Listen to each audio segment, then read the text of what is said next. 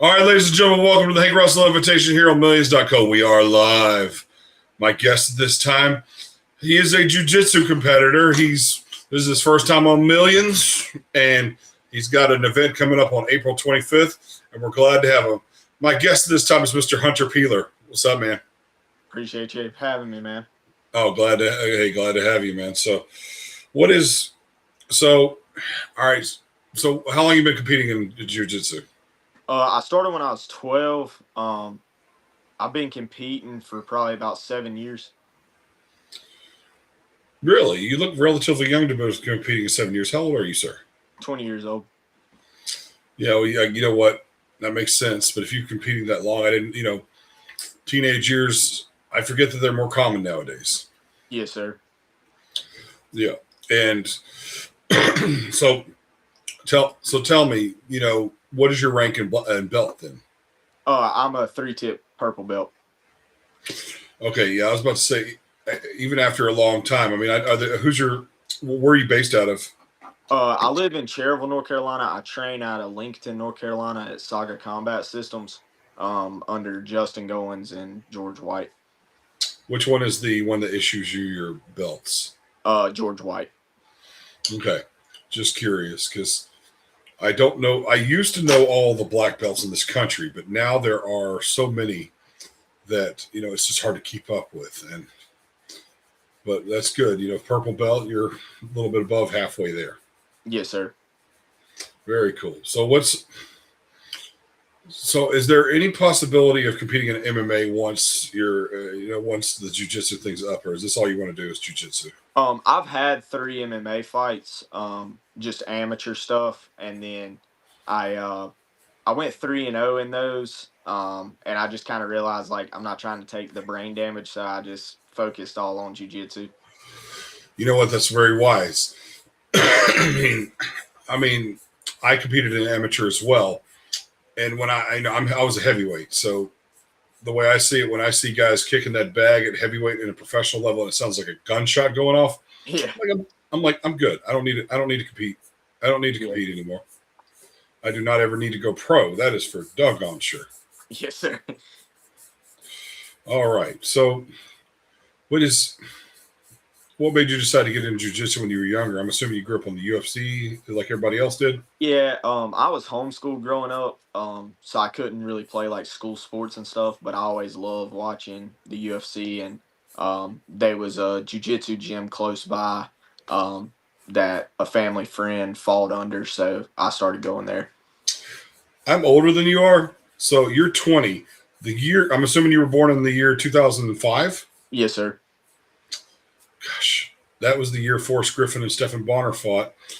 I'd been watching the sport for 6 years previous. I've been watching the sport since 1999, Yes, sir. and I was in the radio.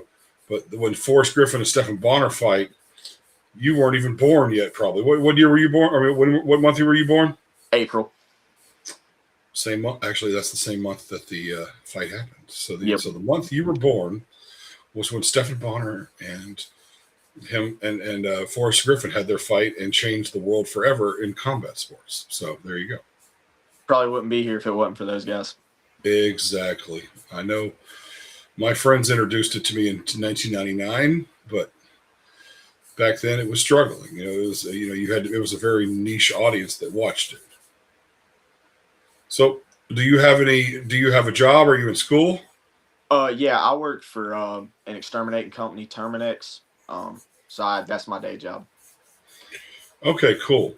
All right, so that's good. At least you have a steady job. Because I mean, it's understandable. If you ever like whatever it is that your ambitions with this is, but it's just one of those things that you just cannot be doing full time anymore like you used to, unless you are in the position to be in there, or you have the financial luxury to do so.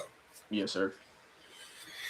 Okay, so girlfriend, wife, Got a fiance. congratulations. What does she think? What does she think about her man competing in brutal sports? She likes it. She went to all my MMA fights. She's at 90% of my jiu-jitsu competitions, so she's definitely a team player. Got it. I mean, because I mean, That's good. You have a good support system because it's very. I mean, I've talked to guys who have a tremendous amount of conflicting parties when it comes to, you know, uh, I'm trying to think how to explain it. I mean, the problem is that they get into it thinking, oh well, I'm going to support you and stuff like that. Then all of a sudden it happens. But yeah. So anyway, so tell me about the competition you got coming up in April. So it'll be the co-main event for scraps. Me and this dude was supposed to go against each other uh two of their events ago. He ended up getting a staph infection, so one of his buddies filled in for him. We had a match, and he went on a pretty good run his last couple.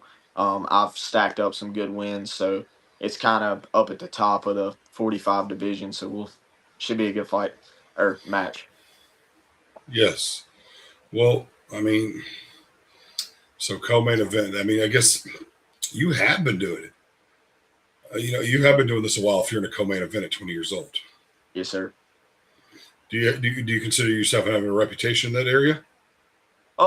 Yeah, I know the owner of the promotion pretty well. We actually have competed against each other when we were younger, as kids growing up. And I've been on every card they've had, and don't necessarily have the best record in it, but stacked up some good wins and won a lot of fight of the night bonuses and scrap of the nights. So